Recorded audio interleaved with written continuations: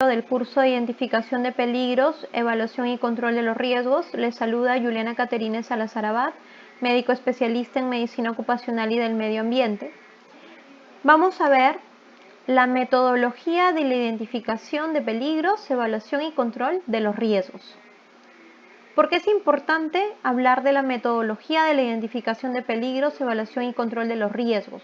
Nos permite esta metodología designar un líder, coordinador y encargado para el desarrollo de la misma, determina las necesidades de entrenamiento para el desarrollo de esta metodología, nos ayuda a tomar en cuenta la normativa vigente, elabora el listado también de procesos, procedimientos y actividades que tenemos que realizar, contempla actividades tanto rutinarias, no rutinarias como actividades de emergencia y nos permite identificar los peligros. Considera también actividades no solamente propias de la organización, sino también actividades de proveedores, contratistas, terceros, los cuales también deberían de cumplir con los lineamientos de la identificación de peligros, evaluación y control de los riesgos para evitar accidentes y enfermedades profesionales, sobre todo si estos ocurren dentro de nuestras instalaciones. Considera el comportamiento del ser humano, considera también las instalaciones que tenemos en la organización e identifica los controles existentes previamente. Evalúa el riesgo, califica el riesgo y elabora también el plan de acción para el control de los riesgos. La elaboración del plan de acción para el control de los riesgos es fundamental, ya que muchas veces identifican los peligros. Si estos peligros se materializan, podemos ver los riesgos, evaluamos estos, los clasificamos, por así decir, pero muchas veces se hace un plan de acción el cual es guardado en un escritorio bajo 7 llaves. Pues no, señores, el plan de acción se tiene que aplicar. Vamos a ver la metodología para el desarrollo del IPRC en función de la Resolución Ministerial 050 del año 2013. 5 pasos son los fundamentales. En primer lugar, establecer los procesos, listas de actividades y tareas. Toma como base las tareas y actividades que han sido identificadas en el análisis previo. ¿Qué quiere decir? Hacemos una visita de campo, tenemos una entrevista con los jefes de cada área, vemos todos los procesos, podemos también verificar el manual de organización y de funciones para ver qué actividades y tareas son las que están destinadas en el mismo a los diversos puestos de trabajo, pero in situ también tenemos que ver las que en la práctica se llevan a cabo, porque muchas veces vemos que en este caso en el organigrama o en el manual de organización y funciones hay unas tareas las cuales muchas veces se añaden muchas más en campo, ¿no? Identificación de peligros e identificación de riesgos. Se hace un inventario de los peligros y riesgos que están asociados a las diversas tareas. Estimación del nivel del riesgo. Determina el nivel de riesgo a través de establecer la probabilidad de daño, el nivel de consecuencia previsible y el nivel de exposición. La valoración del riesgo determina si el nivel del riesgo de la tarea es significativo y no significativo. Y como número 5 tenemos el establecimiento de las medidas de control, donde se establecen las medidas de control para la reducción de los riesgos que son significativos, lo cual no quiere decir que a los no significativos no se apliquen medidas. Efectivamente, en algunas organizaciones también aplican a los no significativos para que no puedan convertirse en riesgos significativos, con la finalidad de prevenir los accidentes y las enfermedades. Vamos paso a paso. En primer lugar, paso 1, lista de procesos, actividades y las tareas. Se establece la lista de actividades de cada proceso y la lista de tareas de cada una de las actividades que van a realizar en cada uno de los puestos de trabajo que nosotros estamos evaluando. Tenemos puesto de trabajo, tenemos proceso, actividad y la tarea, como acá ya lo hemos podido. Este es el modelo y acá se los estoy ampliando para que ustedes vean cómo se coloca. Paso número 2. Identificación de peligros y determinación de los riesgos. Se realiza una visita de campo en la cual se identifican los peligros de cada tarea y los riesgos asociados a los peligros identificados, ¿sí? Entonces, por ejemplo, si nosotros tenemos un trabajador que labora de 8 a 10 horas, él es conductor de tractor, pero en este tractor él abastece en el campo, ¿no?, pesticidas, herbicidas en este tractor, entonces tenemos que ver qué peligros tendría. A ver, hablamos de peligros físicos, peligros químicos, peligros biológicos, disergonómicos y psicosociales. También hace turnos rotativos, ¿no? Esta persona. A veces hace de día, a veces hace de noche, etc. Entonces, peligros físicos, la radiación no ionizante o radiación ultravioleta, UVA, UVB, ¿cierto? ¿Qué más? Vibración de cuerpo entero, porque está casi 8 a 10 horas en el tractor y este tractor vibra. Químicos, el polvo, ¿no? Polvo, ya que son fundos, y hay obviamente polvo inorgánico, también hay polvo orgánico. ¿Qué más? Biológicos, virus, bacterias, hongos, serpientes. Disergonómicos, postura forzada, más del 70% del tiempo, sentado en sedestación prolongada, ¿no? En el tractor, en caso de movimientos repetitivos de miembros superiores. Y en psicosociales tenemos la monotonía, ¿no? Entonces, si estos peligros se materializan, ¿qué es lo que nos va a dar? Los riesgos. En el caso del riesgo por la exposición a estos peligros físicos que hemos mencionado, la radiación, el tema de la vibración, puedo tener quemaduras solares, manchas en la piel, problemas dermatológicos en general y problemas también como contractura muscular, dolor a nivel de la columna, ¿cierto? De los músculos paravertebrales de la columna.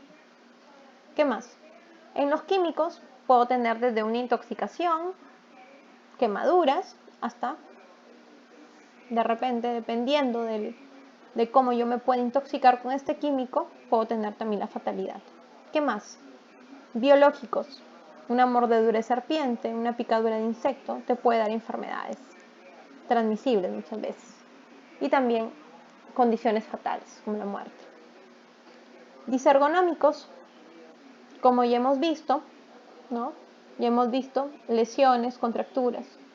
Y los psicosociales te podría dar, por ejemplo, la monotonía, el tema del estrés, ¿no?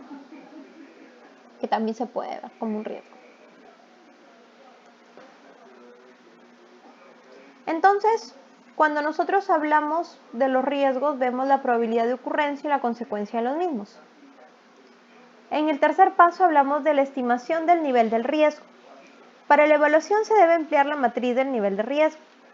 El grupo de trabajo debe determinar si el índice de probabilidad, teniendo en cuenta el índice de persona expuesta, de procedimientos existentes, de capacitación, de exposición de riesgo, y también el grupo debe determinar el índice de severidad, teniendo en cuenta el daño y las partes del cuerpo que han sido afectadas, si es un daño total, parcial, permanente, incapacitante, si es un daño reversible, un daño irreversible. Hablamos de probabilidad por severidad igual al nivel de riesgo. Aquí para que ustedes vean, ¿cómo hallamos nosotros la probabilidad? Índice de personas expuestas más índice de procedimientos más índice de capacitación más índice de exposición al riesgo. El índice de personas expuestas es el número de personas que realizan la actividad. El índice de procedimientos es el grado de satisfacción de los procedimientos. El índice de capacitación es el grado de capacitación del trabajador. El índice de exposición al riesgo, frecuencia con que se realiza la actividad. Para eso es muy importante haber mapeado cada una de las actividades que vamos a ir analizando. Aquí vemos el índice, ¿sí? El índice valor 1, valor 2 y valor 3. Tiene que ver con la probabilidad y con la severidad. Por ejemplo, el índice valor 1, personas expuestas de 1 a 3, procedimientos existentes, existen, son satisfactorios y suficientes. Capacitación, personal está entrenado, conoce el peligro y lo previene. Exposición al riesgo, al menos una vez al año, esporádicamente se expone. Y la severidad de la lesión sin incapacidad te crea una disconfort, una incomodidad, pero no te da mayor consecuencia, ¿sí? Si es un índice de valor 2, personas expuestas de 4 a 12, procedimientos existentes, existen parcialmente, en este caso no son satisfactorios o suficientes. Capacitación, el personal está parcialmente entrenado, conoce el peligro, pero todavía no toma medidas de control. La exposición al riesgo al menos una vez al mes, eventualmente. Severidad, lesión con incapacidad temporal y daño a la salud reversible. ¿Qué quiere decir? Me da una lesión que puedo mejorarme, Puedo volver a mi trabajo, puedo volver a reinsertarme al trabajo, pero tengo un daño a la salud que obviamente si me lo tratan, ¿no? En este caso me dan una rehabilitación adecuada, eso se va a revertir. En el índice con valor 3, personas expuestas más de 12, procedimientos existentes realmente no existen, capacitación personal no entrenado, no conoce el peligro, no toma acciones de control, exposición al riesgo al menos una vez al día, permanentemente, severidad, lesión con incapacidad permanente, daño a la salud que es irreversible. 4. Valoración del riesgo. Esta función se debe de llevar a cabo con el responsable de cada área, ya que deberá de establecer si un riesgo es significativo o no significativo como parte de la responsabilidad de la empresa. Aquí también entra a tallar el ingeniero de seguridad y salud en el trabajo. La interpretación del nivel de riesgo es decisiva para la determinación de la significancia del mismo. Por ejemplo, tenemos grado de riesgo, tenemos el riesgo trivial, puntaje 4, tolerable de 5 a 8, moderado de 9 a 16, importante de 17 a 24, intolerable de 25 a 36. Aquí podemos ver grado del riesgo tolerable, riesgo significativo no. Aquí tenemos otro cuadrito en el cual ustedes también pueden ver lo que anteriormente les he comentado. ¿Qué pasa y para qué es importante que nosotros valoremos el riesgo? Para ver cuál es la acción que yo voy a empezar a implementar. Por ejemplo, si es un riesgo trivial, ¿qué significa? Que no se requiere una acción específica. Si es tolerable, no se necesita mejorar la acción preventiva, sin embargo, se deben mejorar soluciones más rentables o mejoras que no supongan una carga económica importante. Se requieren comprobaciones periódicas para asegurar que se mantiene la eficacia de las medidas de control. Si el riesgo es moderado, se deben hacer esfuerzos para reducir el riesgo, pero ya dándonos un plazo de tiempo. Las medidas para reducir el riesgo deben implantarse en un periodo determinado. Cuando el riesgo moderado esté asociado a consecuencias extremadamente dañinas, se precisará una acción posterior ya para establecer con mayor precisión la probabilidad del daño. Aquí ya se empiezan a ejecutar, por así decirlo, metodologías más específicas para ver el daño. Si el riesgo es importante, no debe comenzarse el trabajo hasta que se haya reducido el riesgo. Puede que se precisen de recursos considerables para controlar el riesgo. Cuando se trate de un trabajo que se está realizando, debe remediarse el problema en un tiempo inferior al de los riesgos moderados. ¿Qué quiere decir? Si yo, por ejemplo, tengo un riesgo moderado y lo planteo en 3-4 meses, el riesgo importante yo no voy a plantear, en este caso, las medidas de control en 3 meses, sino a más tardar en 15 a 20 días, por la misma significancia del mismo. Intolerable, no debo comenzar ni continuar el trabajo hasta que se reduzca el riesgo. Si no es posible reducir el riesgo ni siquiera con recursos ilimitados, entonces se debe prohibir el trabajo. ¿Qué quiere decir? No debe darse, en este caso, verde para que empiece la labor. ¿Ya? Eso es muy importante. O sea, es muy importante la valoración del riesgo para ver la acción y el tiempo en el que yo voy a implementar este plan. Como paso número 5, tenemos el establecimiento de las medidas de control. Se procederá a establecer las medidas de control en primer lugar para los riesgos calificados como significativos. Asimismo, se pueden establecer también para riesgos no significativos, como ya habíamos dicho, con la finalidad de disminuir los niveles de riesgo que estamos evaluando.